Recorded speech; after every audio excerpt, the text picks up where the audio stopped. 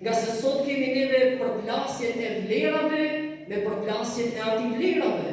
Ne sot kemi media që i vëndojnë në fokus dhe vëmendja e njerëzve ndonjëherë është në gjëra që vërtet janë shumë të turpshme.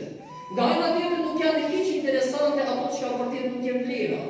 Sot në fokus dhe interesant është një njeri i cili mund të bëjë çmenduri të ndryshme, mund të bëjë budallaki të ndryshme, ndërkohë që nuk është interesant pastaj ai i cili mund të jetë i suksesshëm në mësime, ai i cili mund të ketë arritur tituj të ndryshme shkencore, ai i cili mund të ketë arritur të bëjë zbulime të ndryshme. Ti e shikon një emision që mund të jetë më i fëmijëri, ai merr vëmendjen dhe shikueshmërinë pa besueshme, nga kush? Nga muslimanët e xhamisë, nga besimtarët e xhamisë. Ai emision që asnjë pikë vlere nuk ka, është turp komplet prej në A deri në Zh. Mirë po besimtari i xhamisë kur disët me familjen e tij, me familjet e tij, me vajzat e tija, me bashkëshortën e tij, për ta shikuar një emision ka shpërfliqur dhe të turpshëm. Ai merr numër të madh qindra e mijë shikime, ndërkohë që shikonti një emision plot shkencë, shikonti një emision i cili ku aty janë prezent doktora të ndryshëm që po trajtojnë një problematikë të ndryshme, e shikonti që as mijën e shikimeve nuk e përrin. Dhe çka është kjo? Kjo është kur kemi përplasje të vlerave dhe antivlerave.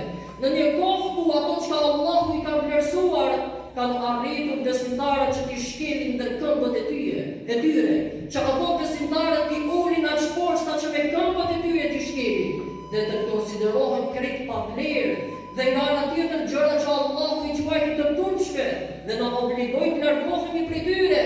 Ne që jo që i kemi larguar, por ne i kemi ngritur dhe i kemi bërë ato shumë të vlera.